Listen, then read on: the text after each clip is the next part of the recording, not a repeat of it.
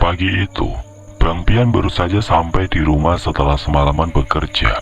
Rasa lelah dan kantuk yang menyelimuti dirinya membuat kasur terlihat seperti tempat paling nyaman di dunia. Namun niatnya untuk beristirahat harus tertunda ketika suara pintu rumahnya diketuk dengan tergesa-gesa. Bang Pian yang terpaksa membukakan pintu karena istri dan anaknya sedang berada di rumah orang tuanya dibuat terkejut ketika membuka pintu dan melihat Opik berdiri di depannya dengan wajah murung. Mata Opik sembab dan tubuhnya terlihat lebih kurus daripada terakhir kali mereka bertemu. Melihat kondisi adiknya itu, Bang Pian tahu ada sesuatu yang serius sedang terjadi. Lah, ngapa lu, Pik? Pagi-pagi muka udah ditekuk aja. Kayak kan ibu kering loh. Tanya Bang Pian dengan suara berat, mencoba menahan kantuknya. Opik yang terlihat kebingungan pun tidak langsung menjawab pertanyaan dari Bang Pian. Ia hanya menunduk, menggenggam erat topi yang baru saja dilepas dari kepalanya. Nafasnya terdengar berat, seolah-olah ia sedang mencoba mengumpulkan keberanian untuk berbicara. Iya bang, balas Opik dengan suaranya yang terdengar pelan. Ya, ditanya ngapa malah jawabannya iya, kayak orang dongo lu. Ujar Bang Pian dengan nada kesal dan rasa kantuknya perlahan pun hilang. Lu belum mau Opik kali ya? Makanya kelihatan kayak orang blow on. Duduk dulu dah, gue bikin kopi dulu biar pinteran dikit lu. Ibu Bang Pian yang berlalu pergi meninggalkan Opik. Beberapa saat kemudian Bang Pian pun datang membawa 2 cangkir kopi hitam yang masih mengumpulkan asap. Tidak hanya itu, dia juga membawa 2 buah kaleng berisi makanan ringan untuk dinikmati bersama Opik pagi itu. Nih, ngopi dulu dah, biar suasana hati tenang terus pikiran encer. Ujar Bang Pian sambil tersenyum. Iya, emak sama bapak sehat kan? Gua sampai belum sempet mau ke sono, soalnya teman gua lagi pada ambil cuti. Jadi gua harus nge-backup teman-teman gua. Ibu Bang Pian sambil menyeruput kopi hitam buatannya. Alhamdulillah bang, emak sama bapak sehat. Cuma saya nih yang lagi ada masalah. Balas Opik sambil membakar sebatang rokok putih kesukaannya. Ya namanya orang hidup, Pik. Pasti ada masalah. Emang lu lagi ada masalah apa lagi sih bontot? Balas Bang Pian dengan wajah yang mulai terlihat serius. Gini bang, udah seminggu ini kagak ada yang ke bengkel sama sekali. Mulanya sih dari minggu kemarinnya itu yang udah kelihatan mulai sepi. Ujar Opik yang mulai menjelaskan permasalahan yang sedang dihadapinya kala itu. Lah, timbang sepi mah, nanggap organ tunggal dong coy, ntar rame dah bengkel lu. Balas Bang Pian sambil tertawa. Tuh kan, abang mah kalau orang serius dia malah bercanda. Males banget ya mau cerita lagi. Balas Opik sambil menghela nafas panjangnya. Jailah, hidup mah jangan serius-serius banget. Dibawa rileks aja, dijalani, dinikmati, disyukuri. Tuh, kuncinya udah kebuka. Ujar Bang Pian sambil menganggukkan kepalanya. Kunci apaan? Kunci sih begitu. Masalah saya perlu kunci yang lain. Kalau itu mah abang sama aja kayak orang lagi tausiah. Balas Opik dengan wajah yang semakin kesal. Lah, lu doang bener dah. Emang hidup itu harus dijalani, dinikmati sama disyukuri, biar hidup kagak jadi beban. Kalau kita ngerasa kagak ada beban, pikiran kita bisa maju, bisa berpikir jernih. Apalagi kalau ada masalah, kita bisa selesainya dengan mudah, you know? Ujar Bang Pian menasihati. Iya deh ya, tapi yang jelas, saya mau minta tolong lagi bang. Tolong liatin bengkel saya dah, soalnya kagak biasanya bengkel sepi bener. Ya bang, tolongin saya bang. Pinta Opik dengan wajah yang terlihat memelas. Kalau hari ini gua kagak bisa, soalnya bentar lagi jadwal gua tidur. Palingan ntar sore dah gua ke sono. Lagian ngapa lu kagak ke rumahnya si Ardi aja sih? Dia kan CS sama lu. Masa iya harus gua juga yang turun tangan. Balas Bang Pian sambil kembali menyeruput kopi hitamnya. Ini saya habis dari rumahnya Ardi bang. Dia lagi ke Bandung bang. Ada yang minta tolong juga sama dia. Udah dah, kalau begitu ntar jam 3 sore lu kemari lagi deh ya. Gua mau melor dulu. Mata gue udah kiep-kiep nih, ngantuk berat ini. Sekarang mending lu balik dah ke bengkel. Lu nanggap kayak topeng monyet, biar orang pada ngumpul di bengkel lu. Balas Bang Pian yang membuat Ope terlihat kesal pagi itu. Abang aja ngapa langsung ke bengkel? Masa saya kudu nyamper kemari lagi? Karena abang ada motor. Ucap Ope yang membuat Bang Pian tersenyum. Lah iya ya, tuh kan gue jadi ketularan dongo. Yaudah dah, ntar jam 3 gue jalan ke bengkel lu. Sekarang lu balik dulu dah. Gua udah ditungguin sama bantal guling gua tuh. Balas Bang Pian yang membuat Ope langsung menghabiskan kopi hitam yang disuguhkan oleh Bang Pian. Beneran ya bang, jangan sampai kagak datang. Balas Ope sambil mengulurkan tangannya ke arah Bang Pian dan menyalaminya serta menciumnya.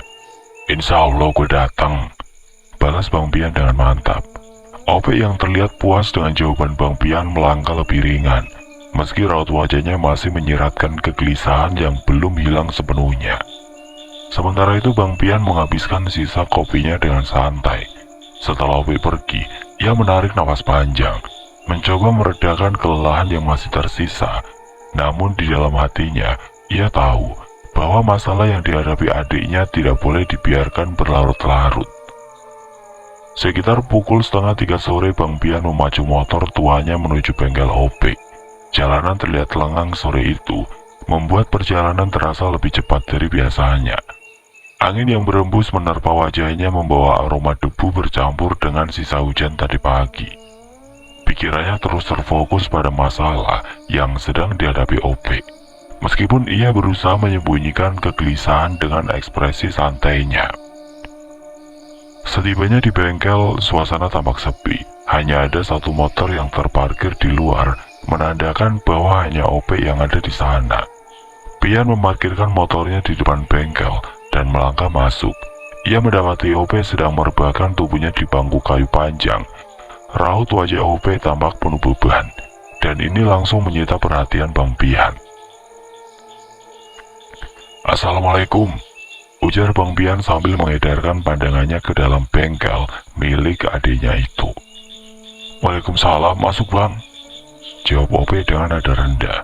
Widih, enak bener Pe, kerjaan lu cuma rebahan aja, ucap Bang Pian yang masih melihat-lihat ke sekeliling bengkel sambil merogoh saku jaketnya dan mengambil kotak kuning berisi rokok kesukaannya. Enak rebahannya, tapi ya kagak dapet duit ini bang. Mana udah mau bayar sewa bengkel lagi, pusing dah bang. Balas Ope yang terlihat sedang menuangkan kopi ke dalam gelas yang ada di mejanya. Bang Pian pun kembali terdiam sambil melihat sekeliling bengkel itu. Meskipun bengkel milik Ope itu terlihat seperti biasa saja, namun Bang Pian mulai merasa ada energi yang berbeda. Walau masih terasa samar, Bang Pian yang terus mengedarkan pandangannya mencoba menyelaraskan dirinya dengan suasana di tempat itu.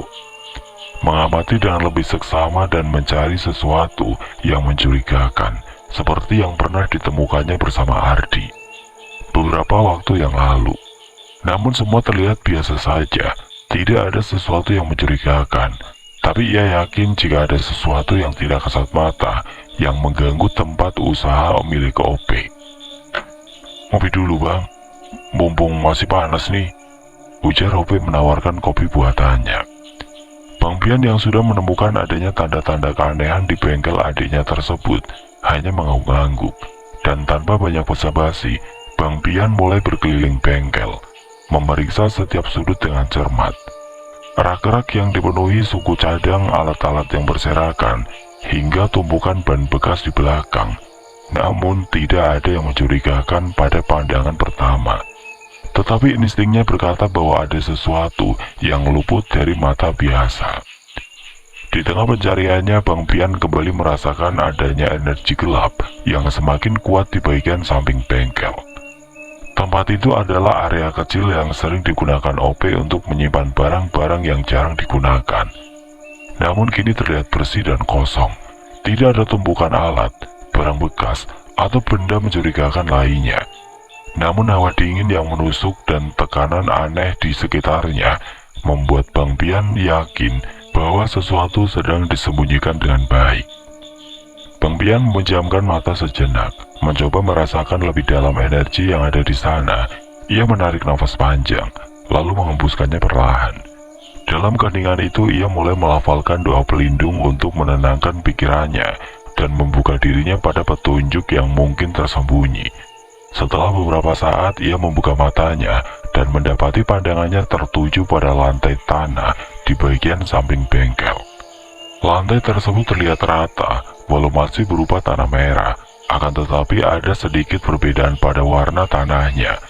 Ada bagian yang tampak sedikit lebih gelap dan basah dibandingkan area lainnya.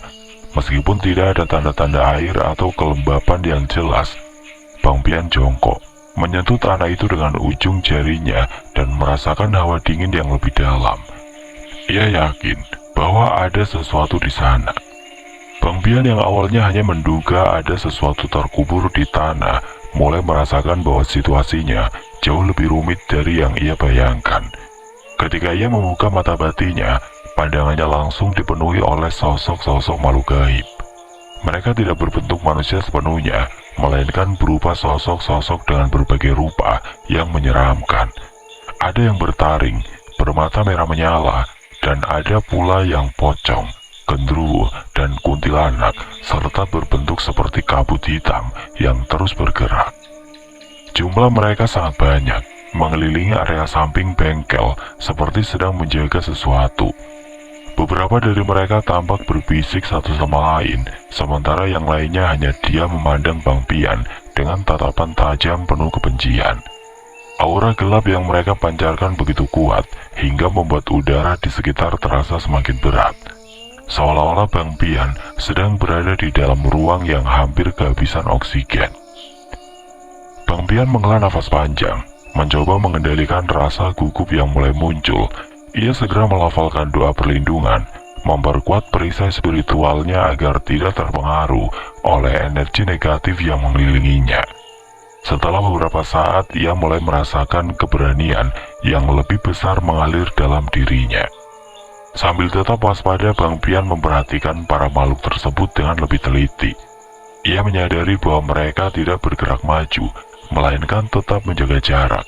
Hal ini memberinya petunjuk bahwa mereka mungkin terikat pada suatu benda atau tempat di area itu. Ia mulai mencari titik pusat energi gelap yang terasa paling kuat, berharap menemukan akar dari masalah ini. Perlahan ia berjalan mendekati bagian tanah yang sebelumnya ia curigai. Namun kali ini ia tidak menggali. Ia hanya berdiri di sana, merasakan aliran energi di sekitarnya. Dari sudut matanya, ia melihat salah satu makhluk gaib yang tampak lebih besar dan lebih kokoh daripada yang lain, berdiri tegak di tengah kerumunan. Makhluk itu tampak berbeda. Auranya lebih pekat dan matanya memancarkan sinar merah yang jauh lebih terang. Jadi ini nih pimpinannya, gumam Bang Pian dalam hati sambil terus melafalkan doa-doa pelindung. Makhluk besar itu tampaknya menyadari perhatian Bang Pian. Ia mengeluarkan suara geraman rendah yang menggema di udara, membuat makhluk-makhluk lain di sekitarnya menjadi semakin gelisah. Meski begitu, Bang Pian tetap berdiri tegak, tidak ingin menunjukkan rasa takut. Namun ketika Bang Pian hendak berkomunikasi dengan sosok makhluk gaib yang dianggapnya sebagai pemimpin dari gerombolan makhluk-makhluk gaib tersebut, dia dikejutkan oleh seseorang yang menepuk pundaknya dari arah belakang, hingga Bang Pian akhirnya tersadar. Ngapain lu bengong di sini? Kesambet aja lu baru tahu rasa. Ujar Babali yang sontak membuat Bang Pian terkejut dan tersadar, serta membuat para makhluk gaib yang muncul di hadapannya menghilang. Astagfirullahaladzim, Baba benar-benar dah, ngagetin orang aja. Kalau saya jantungan gimana? Balas Bang Pian dengan nada kesal. Lah dia ngomel. Pian, lu udah setengah jam lebih jongkok di situ, diem aja. Gua mau takut kalau lu kenapa-napa, makanya gua bangunin. Lagian, bisa-bisanya lu tidur di pojokan sambil jongkok, kayak orang mabok. Ucap Babali menjelaskan. Ini siapa yang tidur, Bah? Orang saya lagi ngebersihin ini tempat. Balas Bang Pian menjelaskan. Iya Bang, tadi abang lama banget diem di situ. Dari mulai Baba datang sampai sekarang, ya setengah jaman lebih mah, sahut Opik menimpali. Ya maaf dah, kalau gue bikin khawatir, soalnya berat ini Pi. Balas Bang Pian sambil menghela nafas panjang. Sekarang mendingan lu tutup dulu dah bengkel lu, kita pulang aja dulu, entar sampai rumah gue jelasin. Ibu Bang Pian lagi. Sekitar pukul setengah 5 sore di teras rumah Baba Ali, suasana tegang melingkupi obrolan serius antara Bang Pian, Opik, dan Baba Ali. Dengan wajah penuh keyakinan, Bang Pian menjelaskan apa yang telah ia alami dan temukan di samping bengkel Opik. Ia menceritakan tentang keberadaan sosok-sosok gaib yang jumlahnya sangat banyak, serta sosok besar yang tampak memimpin mereka. Walaupun belum mengetahui dengan pasti tujuan dari makhluk-makhluk gaib tersebut, namun Bang Pian menekankan bahwa kemunculan mereka bukan sebuah kebetulan semata. Menurut Bang Pian, ada seseorang yang secara sengaja mengirimkan energi negatif itu untuk mengganggu Opik dan operasional bengkelnya. Ia menduga bahwa niat jahat ini berasal dari rasa iri, dendam, atau bahkan persaingan bisnis. Opik mendengarkan dengan seksama, tetapi wajahnya terlihat semakin murung. Saya nggak ngerti bang, bengkel saya kan cuma bengkel kecil, bukan bengkel gede yang merebut banyak pelanggan. Kok ada ya yang sampai segitunya? Keluh Opik sambil sesekali mengusap wajahnya. Makanya P, abang lu kan udah bilang dari dulu-dulu, hati-hati sama orang-orang di sekitar lu. Kadang mukanya bisa senyum, tapi hati penuh iri. Kadang ngomongannya manis, tapi di belakangnya pahit kayak antawali. Nah, kalau udah begitu kan jelas, kalau ada orang yang gak suka sama keberhasilan lu, walaupun cuma sekedar bengkel kecil. Ucap Baba Ali sambil menghela nafas panjang. Kira-kira begitu dah, tapi kita juga nggak boleh asal nuduh juga. Ini harus ditangani dengan cara yang benar. Yang jelas, kita harus segera ngebersihin energi negatif di sana. Terus cari tahu siapa pelakunya. Kalau enggak, Opik bakal terus kena gangguan. Balas Bang Pian menjelaskan. Mereka bertiga sepakat bahwa langkah pertama adalah memastikan keamanan spiritual di bengkel Opik. Bang Pian pun memutuskan untuk meminta bantuan Ardi untuk membersihkan energi negatif serta makhluk-makhluk gaib yang ada di bengkel Opik. Setelah mencapai kesepakatan, Bang Pian segera menghubungi Ardi melalui telepon. Ia menceritakan secara rinci tentang apa yang terjadi di bengkel Opik dan temuan-temuan yang mencurigakan. Ardi yang memiliki pengalaman lebih mendalam dalam menangani energi negatif dan makhluk gaib langsung menyetujui untuk membantu. Ardi meminta waktu beberapa hari karena saat ini ia sedang berada di Bandung. Namun ia juga menekankan agar Opik tetap menjaga kebersihan bengkelnya dan menghindari memindahkan atau mengutak-atik benda-benda di sekitar lokasi sebelum mereka datang. Setelah berbicara dengan Ardi melalui telepon, Bang Pian menyampaikan pesan penting kepada Opik bahwa dia harus menjaga kondisi bengkel tetap seperti sekarang, hingga Ardi bisa kembali dan melakukan pembersihan. Bang Pian memperingatkan agar tidak ada satupun benda yang dipindahkan atau diutak-atik karena bisa mempengaruhi energi yang ada di sana. Hari-hari berikutnya suasana di bengkel terasa semakin menegangkan. Opik berusaha tetap menjalankan aktivitasnya seperti biasa, meski perasaan gelisah sering menghantui. Baba Ali yang kerap mampir untuk memastikan keadaan juga mulai merasa cemas, terutama saat ia mendengar suara-suara aneh di sekitar bengkel pada malam hari. Bang Pian tetap memantau kondisi Opik dan bengkelnya, meskipun ia hanya bisa mengawasi dari kejauhan karena kesibukannya. Ia sesekali mampir untuk memastikan Opik tidak melanggar saran dari Ardi. Pada suatu sore ketika Bang Pian sedang berkunjung, ia kembali merasakan energi berat di sekitar bengkel, terutama di area samping, di mana ia sebelumnya melihat banyak sosok gaib. Sementara itu Opik mulai merasa terganggu dengan bisikan-bisikan dan bayangan yang sesekali muncul, terutama ketika ia sendirian di bengkel. Meski ia mencoba bersikap tenang, gangguan tersebut semakin sering terjadi, membuatnya sulit berkonsentrasi pada pekerjaannya. Hal ini membuat Ope semakin bergantung pada kehadiran Bang Pian dan Bapak Ali. Setelah menerima kabar dari Ope tentang mimpi buruknya, Bang Pian langsung mengubah rencananya untuk hari itu. Ia memutuskan untuk kembali ke bengkel lebih awal dari apa yang telah direncanakannya bersama Ardi. Bang Pian merasa perlu melakukan sesuatu untuk sementara, meski pembersihan utama tetap harus menunggu Ardi. Setibanya di bengkel, suasana masih terasa berat. Meskipun matahari sudah cukup tinggi, Bang Pian berjalan memeriksa seluruh area bengkel, mengamati dengan lebih teliti daripada sebelumnya.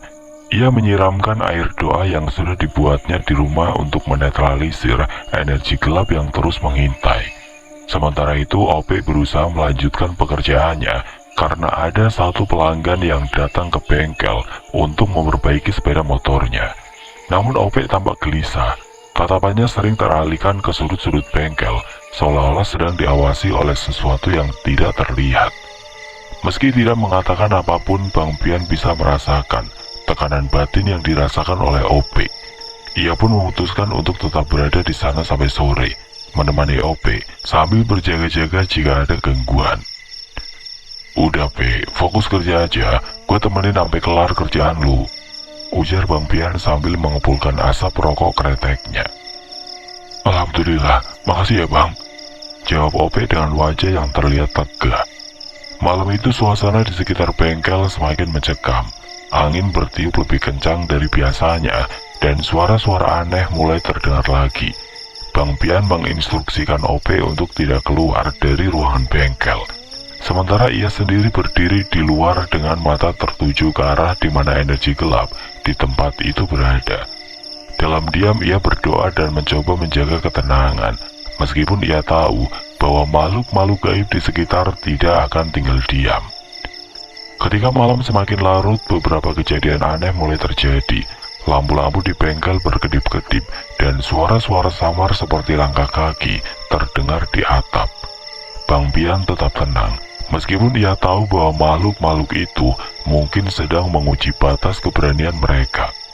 Namun Bang Pian yang merasa mulai kesal, akhirnya memutuskan untuk memanggil Wiratungga dan Kemamang Abang untuk menjaga tempat itu bersamanya. Setelah itu ia memutuskan untuk menghabiskan malam di bengkel bersama Ope, memastikan tidak ada yang lebih buruk terjadi sebelum Ardi tiba. Tidak lama setelah Bang Pian memanggil kedua makhluk gaib yang bisa membantunya, Wiratungga dan Kemamang Abang tiba dengan aura penuh wibawa. Kehadiran mereka langsung membuat suasana di bengkel sedikit berubah. Energi gelap yang sebelumnya terasa pekat mulai mereda, meskipun masih ada tanda-tanda perlawanan dari makhluk-makhluk yang bersemayam di sana. Kemamang Abang dengan wajah dingin namun penuh ketegasan segera berjalan ke bagian samping bengkel yang sebelumnya menjadi pusat energi negatif. Ia mulai mengucapkan mantra-mantra yang kuat, sementara Wiratungga menyiapkan lingkaran perlindungan di sekitar bengkel. Bang Pian tetap berjaga di depan pintu bersama Ope, memastikan tidak ada gangguan fisik yang datang dari luar. Malam itu suasana benar-benar menegangkan. Suara-suara langkah kaki di atap semakin keras, dan bahkan beberapa kali terdengar suara ketukan di dinding bengkel, seperti ada yang mencoba masuk. Namun dengan kehadiran Wiratungga dan Kemamang Abang, tidak ada makhluk yang berani menampakkan diri secara langsung. Di tengah suasana yang sangat mencekam malam itu, Wiratungga menemukan bahwa ada energi yang mengakar sangat kuat di sekitar bengkel. Ia mengungkapkan bahwa energi ini mungkin berasal dari ritual tertentu yang dilakukan seseorang dengan niat jahat. Kemamang Abang setuju.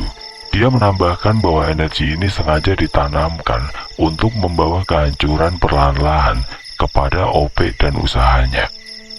Saat malam semakin larut, suara-suara aneh mulai mereda. Setelah beberapa jam, Wiratungga dan Kemamang Abang berhasil menetralisir sebagian besar energi negatif di sekitar bengkel. Namun mereka memperingatkan Bang Pian bahwa ini hanyalah langkah sementara. Pembersihan yang lebih mendalam tetap diperlukan, dan hal itu harus dilakukan bersama Ardi untuk memastikan bahwa semua energi jahat benar-benar lenyap. Ketika matahari mulai terbit dan suasana bengkel berangsur-angsur tenang, Bang Pian dan Ope merasa bahwa mereka telah melalui malam yang sangat melelahkan.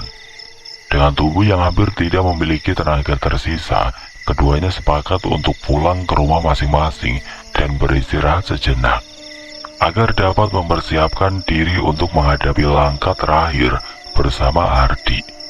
Bang Pian memastikan bahwa pagar gaib sementara yang dibuat oleh Wiratungga dan Kemamang Abang tetap aktif sebelum meninggalkan bengkel. Ia juga berpesan kepada Ope untuk tidak kembali ke bengkel sampai Ardi tiba, agar tidak mengganggu energi yang telah diseimbangkan sementara waktu. Di perjalanan pulang, Ope terlihat lebih tenang, meskipun masih diliputi kelelahan. Ia merasa sedikit lega setelah melihat upaya besar yang dilakukan oleh Bang Pian dan kedua rekannya semalam.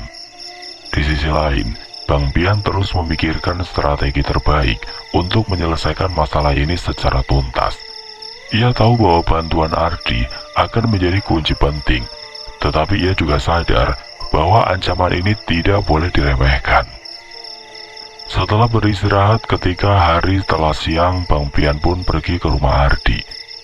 Namun sesampainya dia di sana, Ardi belum juga kembali dari Bandung. Setelah itu Bang Pian pun pergi ke rumah Baba Ali untuk menemui keluarganya sambil menunggu kedatangan Ardi. Sesampainya di rumah Baba Ali, Bang Pian disambut dengan wajah khawatir dari Baba Ali dan Maelak. Mereka segera menanyakan perkembangan terbaru tentang kondisi Ope dan bengkel. Bang Pian menjelaskan bahwa situasi sementara terkendali, tetapi ia masih menunggu kedatangan Ardi untuk menyelesaikan masalah ini secara tuntas. Maela yang terlihat cemas mengungkapkan rasa takutnya akan keselamatan Ope dan keberlangsungan bengkelnya. Baba Ali mencoba menenangkan istrinya, tetapi ia sendiri tidak bisa menyembunyikan rasa khawatirnya. Bang Pian meyakinkan mereka bahwa semua langkah yang telah diambil sudah cukup untuk menjaga Ope sementara waktu, dan bahwa kedatangan Ardi akan menjadi langkah akhir dalam menghilangkan gangguan tersebut. Sambil menunggu, Bang Pian menghabiskan waktu berbincang dengan keluarga Baba Ali. Ia berbagi beberapa cerita tentang pengalamannya menghadapi gangguan serupa di tempat lain, untuk memberi mereka kepercayaan bahwa masalah ini bukanlah sesuatu yang tidak dapat diatasi. Ope yang tetap berada di rumah mencoba menjaga pikirannya tetap positif, meskipun rasa takut masih mengintai di benaknya. "Memangnya lu kagak bisa tanganin sendirian?" tanya Baba Ali penasaran. "Ya, Baba ada aja dah. Kalau bisa digotong ngapain harus dipanggul sendirian, bah? Kan berat." Balas Bang Pian sambil menyeruput kopi buatan Maela. "Ya kali, lu bisa beresin sendiri daripada nunggu Ardi. Lagian, kesian juga sama Ardi. Pasti dia juga buru-buru pulang buat ngebantu kita. Gue jadi kagak enak hati sama itu anak. Udah keseringan dia ngebantu gua," ujar Baba Ali sambil menatap ke arah Bang Pian.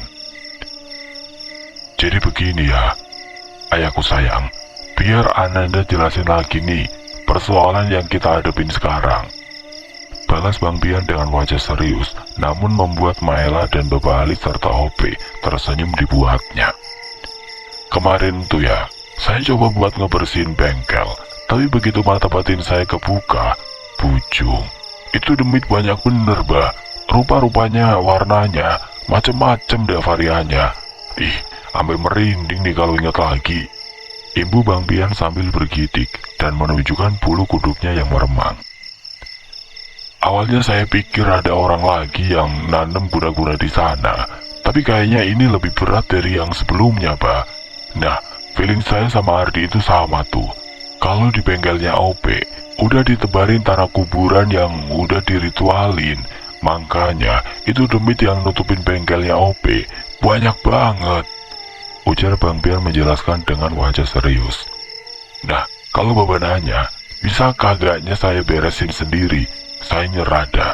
Soalnya, tanah kuburan itu, kalau udah nyatu sama tanah, dibuat bengkel kek, warung kek, apa tempat tinggal kek, agak susah buat dibersihin. Makanya ada yang bilang, guna-guna tanah kuburan itu paling susah buat dihilanginnya. Ibu Bang Pian yang membuat Bapak Ali, Maela, dan Ope mengangguk sambil bergidik ngeri mendengar apa yang baru saja disampaikan oleh Bang Pian. Bapak Ali yang mendengarkan penjelasan Bang Pian dengan serius tampak semakin khawatir. Wajahnya memucat, sementara Maela menggenggam tangan erat. Cemas akan masa depan Ope dan bengkelnya. Ope sendiri meski berusaha tetap tegar, tidak bisa menyembunyikan rasa takut yang masih menggelayuti pikirannya. Jadi, ini lebih parah dari apa yang kita kira, Yan? Tanya Bapak Ali dengan nada suara yang berat. Iya, Bah. Guna-guna tanah kuburan itu memang bahaya. Kalau udah nempel, susah banget dibersihinnya. Nah, makhluk-makhluk yang ngikutin OP itu juga makin kuat, karena sumber energi mereka dari situ. Kalau nggak segera ditangani dengan benar, bisa bahaya. Balas Bang Pian dengan ekspresi wajah yang semakin tegang. Maela yang mendengarkan dengan seksama, mulai menitikkan air mata. Ibu dari Bang Pian dan OP itu merasa sangat sedih dengan apa yang sedang dialami oleh anaknya. Dia tidak pernah menyangka jika usaha kecil yang telah lama dirintis oleh anaknya itu akan mendapatkan gangguan dan cobaan yang cukup berat. Bang Pian menepuk bahu Maela dengan lembut, berusaha memberikan rasa tenang meskipun dalam hatinya sendiri ia merasa khawatir. Udah kagak usah nangis, Mak. Tenang aja udah. Insya Allah, kita bakal beresin semuanya. Ini emang butuh waktu. Tapi kita nggak akan biarin OP atau siapapun jadi korban. Yang penting kita semua harus ikhlas dan hati-hati. Ujar Bang Pian yang mencoba menenangkan Maela. Tapi Bang, kalau itu sudah nyatu sama tanah bengkel, apa bisa semuanya kembali normal seperti semula? Apa bengkelnya bisa aman lagi, Bang? Tanya OP yang sejak tadi hanya diam, menatap Bang Pian dengan tatapan penuh rasa terima kasih, meskipun masih terlihat ragu. Insya Allah bisa, P. Jawab Bang Pian yakin. Makanya kita butuh bantuan Ardi, karena semuanya harus bersih sampai ke akar-akarnya. OP mengangguk pelan, meskipun rasa takut masih membayangi. Ia tahu tidak ada jalan lain selain berharap pada proses yang akan dijalankan bersama Ardi dan Bang Pian. Dengan suasana yang sedikit lebih tenang, mereka menunggu kedatangan Ardi. Berharap hari itu akan menjadi titik balik dalam mengatasi teror yang telah mengganggu mereka. Waktu berjalan perlahan, dan suasana di rumah Bapak Ali terasa sedikit lebih tenang. Meskipun begitu, semuanya masih berada dalam kondisi siaga, menanti kedatangan Ardi yang diharapkan bisa membawa solusi pasti untuk mengakhiri teror yang telah mengganggu OP dan keluarganya. Setelah lama menunggu, akhirnya sekitar pukul 5 sore Ardi pun datang ke rumah Bapak Ali. Dia meminta maaf karena keterlambatannya yang disebabkan oleh perjalanannya dari Bandung yang menemui beberapa kendala. Setelah menunaikan sholat maghrib, suasana di rumah Bapak Ali terasa lebih tenang. Meski masih terlihat cemas, namun OP mencoba menenangkan dirinya. Dan Bang Pian yang sejak tadi menjaga ketenangan, memberikan sedikit semangat dengan senyuman tipis. Sedangkan Ardi, meski wajahnya sedikit lelah setelah perjalanan panjang, namun dia terlihat sangat siap malam itu. Udah siap semuanya? Tanya Bang Pian, memastikan semuanya dalam kondisi siap untuk menghadapi apa yang ada di bengkel. OP menggaruk pelan. Siap Bang, cuma saya masih ngerasa takut aja.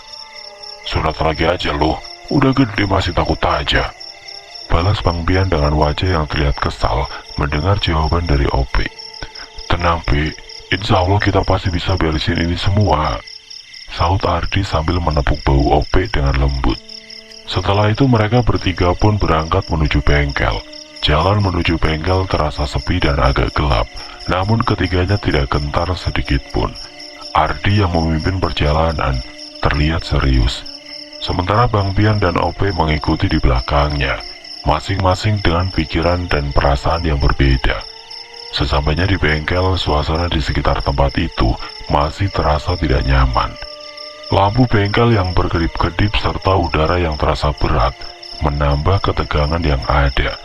Bang Pian dan Ardi saling pandang sejenak sebelum melangkah lebih jauh. "Ini memang lebih berat dari yang saya kira, Bang," ujar Ardi, yang kedua matanya tajam mengamati sekeliling. "Makhluk-makhluk ini gak akan mudah dibersihkan," Ibu Ardi dengan wajah yang mulai terlihat serius. "Makanya itu, Di, gua nunggu lu. Lah kalau enteng mah udah gua sikat dari kemarin-kemarin," balas Bang Pian sambil ikut mengedarkan pandangannya ke arah sekitar. Dengan langkah hati-hati, Ardi mulai membersihkan energi negatif yang berada di depan bengkel. Sementara itu Bang Pian yang berdiri di sampingnya diminta untuk langsung membuat pagar gaib pelindung untuk menjaga agar proses pembersihan berjalan lancar. Beberapa saat kemudian Ardi mulai membaca doa-doa dengan suara pelan namun penuh wibawa. Tidak lama kemudian tiba-tiba udara di sekitar mereka terasa semakin berat. Lampu bengkel berkedip lebih cepat dan suara bisikan samar mulai terdengar lagi, menambah ketegangan yang ada. Makhluk-makhluk gaib yang sebelumnya hanya terlihat samar-samar kini mulai menunjukkan wujudnya yang lebih jelas. Ardi tetap tenang dan fokus. Ia terus membaca doa-doa dengan suara yang mulai lantang, sementara Bang Pian mengaktifkan perlindungan gaib untuk menghalau kekuatan yang semakin kuat. Perlahan, lampu bengkel yang tadinya berkedip-kedip kini mulai menyala lebih terang. Suara bisikan samar itu perlahan mereda. "Sapu lidi areanya siapin, Pi," pinta Bang Pian kepada Ope. Iya Bang," jawab Ope dengan nada suara gemetar. Meskipun ketakutan, namun Ope segera bergegas mengambil sapu lidi yang telah disiapkan sebelumnya. Tangannya gemetar, namun ia berusaha keras untuk tetap tenang. Mengingat apa yang telah dijelaskan oleh Bang Pian dan Ardi, sapu lidi aren pun diambil dengan cepat. Dan ia kembali berdiri di samping Bang Pian, siap mengikuti petunjuk lebih lanjut. Bang Pian yang menyadari ketegangan di sekelilingnya terus melanjutkan doa-doanya. Suasana semakin mencekam, namun ia tetap fokus. Energi gelap yang menyeruak ke seluruh ruang di bengkel OP tampak berusaha melawan. Namun Bang Pian menguatkan perisai gaibnya yang perlahan menghalau energi tersebut. "Pi, lo berdiri di situ aja ya, jangan bergerak. Ini bisa lebih cepat kalau kita kagak bikin kesalahan nih," perintah Bang Pian dengan tegas. Meski dalam hatinya ia merasakan sebuah ketegangan yang luar biasa. Ope yang sudah mengerti berdiri tegak dengan sapu lidi aren di tangannya, mengikuti instruksi Bang Pian dengan penuh keseriusan. Meskipun keringat dingin mulai mengalir di dahinya, setiap detik yang berlalu terasa begitu berat. Tetapi dengan semangat yang diberikan oleh Bang Pian dan Ardi, Ope berusaha untuk tetap kuat. Ardi yang masih mengucapkan doa-doa dengan suara yang semakin dalam dan bertenaga, mulai merasakan perubahan. Makhluk-makhluk yang sebelumnya tampak mengerumuni bengkel perlahan mulai menjauh, seolah terhalang oleh kekuatan yang terpancar dari perisai gaib Bang Pian dan energi yang dibaca Ardi. Beberapa makhluk gaib yang tadinya sangat dominan, kini mulai tampak kesulitan, dan akhirnya menghilang satu persatu. Suara bisikan yang tadinya mencekam semakin jauh, sampai akhirnya tidak terdengar lagi. "Bang, sekarang abang sapuin ya, biar saya yang nahan energi gelap ini," pinta Ardi kepada Bang Pian untuk mulai menyapu lantai di dalam ruangan bengkel dengan sapu lidi aren yang masih dipegang OP. "Oke Di," balas Bang Pian sambil menganggukkan kepalanya. Bang Pian terus menggerakkan sapu yang tahu jika yang akan disapunya adalah energi gelap pun mulai membentengi dirinya dengan doa-doa perlindungan. Setelah merasa siap, Bang Pian pun mulai mengayunkan sapu lidi aren di tangannya dan mengumpulkan energi gelap di satu titik yang telah ditunjukkan oleh Ardi. Dan setelah beberapa saat, Bang Pian mengayunkan sapunya, tiba-tiba saja muncul butiran tanah merah di tempat dia mengumpulkan energi gelap tadi. Dan sudah jelas bahwa apa yang dipikirkan oleh Ardi dan Bang Pian memang benar adanya. jika seseorang telah menebarkan guna-guna tanah kuburan untuk membuat bengkel OP sepi pengunjung. Ini jelas tanah kuburan, Dik. Guna-guna tingkat tinggi ini mah. Orang ini emang terus berusaha menghancurkan bengkel OP dengan cara yang sangat licik, ujar Bang Pian. Suaranya terdengar tegang, namun tetap tenang. Ardi yang sejak awal juga sudah menduga hal ini, mengangguk dengan penuh keyakinan. Guna-guna kayak begini emang bahaya banget, Bang. Nggak hanya mempengaruhi tempat, tapi juga bisa membawa dampak buruk bagi siapa saja yang terlibat. Untung kita bisa menemukannya lebih awal, balas Ardi yang merasa sedikit lega dengan apa yang telah mereka temukan. Ope yang melihat semua kejadian itu merasa terkejut, namun juga sedikit lega karena akhirnya mereka mengetahui sumber dari masalah besar yang selama ini menghantuinya.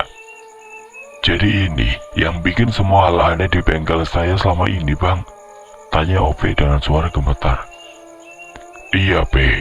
Tanah kuburan ini udah disebar di sekitar bengkel dengan niat jahat, buat ngalangin rezeki sama bikin pengunjung kagak datang kemari. Kalau didiemin aja, bisa makin parah, balas Bang Pian sambil menganggukkan kepalanya.